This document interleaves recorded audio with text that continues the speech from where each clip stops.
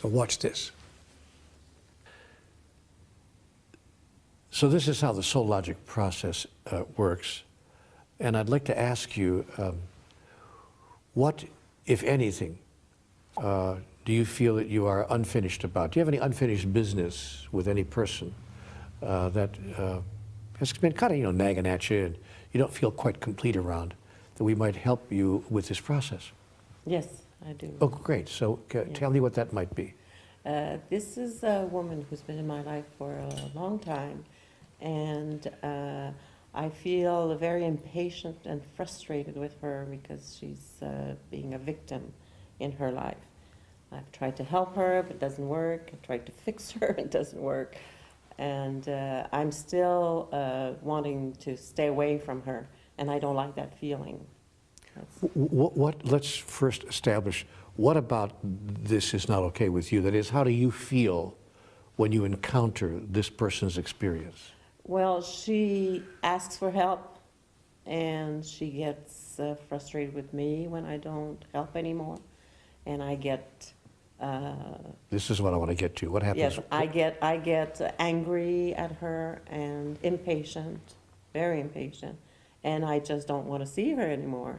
Yeah, okay. And, so do you feel good about yourself, or? No, I feel very bad about myself when I feel like that. I got it. This is not who I am. Okay, I got it. Well, that's fair. So we got some unfinished business here to deal with around this person. Yes. Now, I want to ask you a series of questions, if I may, and answer the questions, as forthrightly and honestly. Obviously, don't lie. I always have to say that to people, and then they always wonder, what do you think I lie? Lie all the time.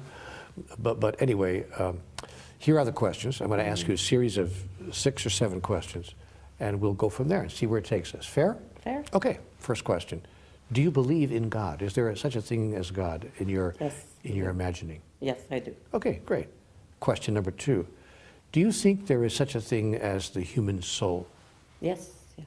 Ah, great, good. So question number 3: what do you understand or experience to be the relationship between the human soul, your soul, and what you call God?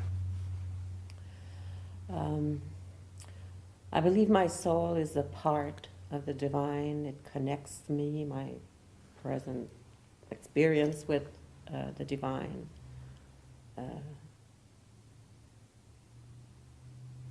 I think it's a huge, huge thing that I just might be sharing with a lot of people.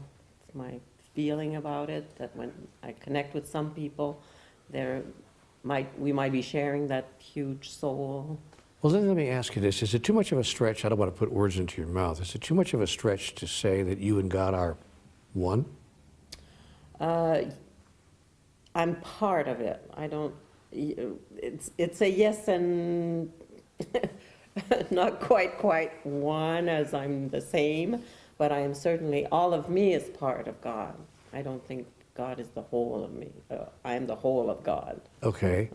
So all of you is a part of God, so that there's nothing that with regard to you that is not part of God. Yes.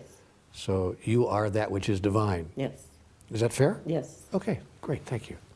That's your understanding? Yes. All right. And so now another question.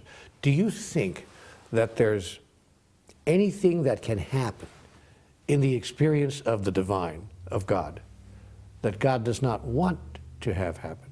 No. Great, okay. So one more question, please. Do you think that there's anything that can happen in the experience of your soul that your soul does not want to have happen? No. No, you're pretty sure, sure about that. Yes, all right, then the next question. Why then would your soul seek to bring this experience repeatedly to you of this person who asks for your help and then doesn't take it? Yeah.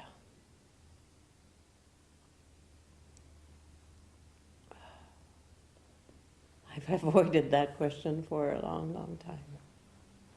I avoid answering it because it pops. Oh, gosh.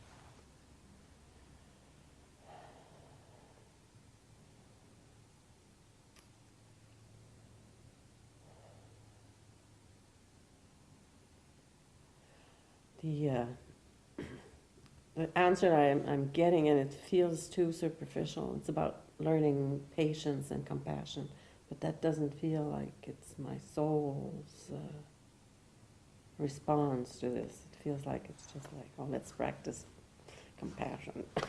And it doesn't. It feels more like a practice than a being that. It's interesting, though, that sometimes the soul's simplicity, the simple message of the soul, sometimes the simple agenda of the soul is almost too simple and, in a sense, too easy or too good to believe. He says, we know it's got to be more than that. You know, it feels way too superficial. You know, kind of like love. You know, a very superficial word. But let me ask you: if you thought there was a deeper reason, if you thought that that was in fact, a superficial reason, and that there was a more significant or deeper reason than that, that your soul would have, what do you think it might be? Why would your soul create and continue to create this particular individual who also has a soul coming to you in this way and behaving in this way? Yeah. Well, I think I hit on it when I said I was practicing the compassion with her instead of being it. It was a superficial thing for me when I was trying to be compassionate instead of just being compassionate. Putting my own agenda out of that moment's interaction with her. So then would it be fair to say, again, I don't want to put words into your mouth, what I'm starting to hear you say is that what your soul is up to is, A, it understands your larger agenda, that it seeks to bring you the opportunity to actually be compassion, to virtually be understanding, and for that matter, even to be forgiving. And that it continues to place before you the opportunity to step into the full beingness of that, rather than either pretending to be or trying to be or practicing what it would be like to be, but to actually be it. And that the soul continues to bring you this experience until you give in, surrender, and actually decide, you know what? I'm going to be that, and not just wish I could be that, or hope I could be that, or try to be that. Is that, could that be the reason? Yeah. I think it feels like I was being forgiving instead of being forgiveness. Yeah, I was being compassionate, but not compassion. Yes, anymore. I was being compassionate rather than being the soul of compassion. It's like, it's a relaxed Wow, thing now. what a sweet difference. Yes, it is. That you see there. Oh. Nice insight, nice seeing in. Feels good. But now let me ask you a last question. All experiences and events are co-created. There's nothing that's being created by a single one of us, from my understanding. Mm-hmm. So why do you imagine that the soul of this other person would co-create that experience with you? That is, to put it in simple street language, what's in it for her? Why does her soul keep creating this, do you think? I don't think I have to know that. Yeah, but if you thought that you knew, what would your answer be?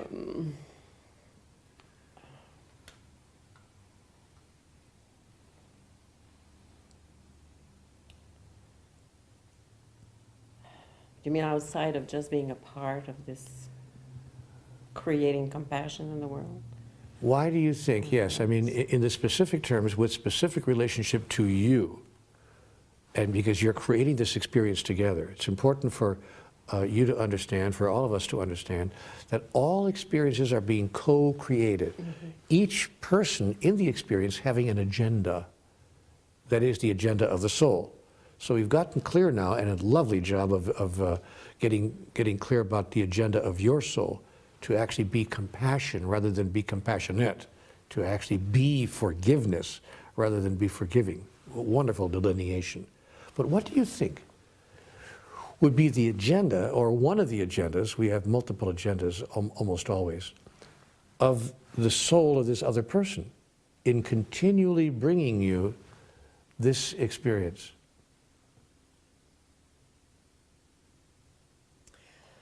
It's a very loving thing for her to do, to suffer so much for me. Wow, what an insight. That's the insight I hoped you would reach, because I saw it immediately. What an insight. Her soul is aware of your soul's agenda to experience yourself as compassion, as forgiveness, and she will continue to bring you that opportunity, because your souls at the level of metaphysics have gotten together on this. Therefore, judge not by appearances, but look beneath the appearance, because the appearance, the surface appearance, could look as if she's your antagonist in a way. Yes. Yeah. But beneath the surface appearance makes it quite clear that she's your benefactor, that you couldn't have the experience for which your soul yearns without her being willing to play the role that she's playing, which is not easy, not an easy role for her to play. Therefore, we can even be grateful for her. Have to be, really. There's no choice when I realized that. And I felt abused by her victimhood. Yeah. And it's so... And see, now we're clear what Conversations with God says. There are no victims and no villains. There are no victims and no villains. There's only the mutual agenda of the souls, mutually held and mutually experienced. That's all there is. So now when she comes to you, you can greet her with joy and thankfulness and gratitude, even though she will continue to stand in the profile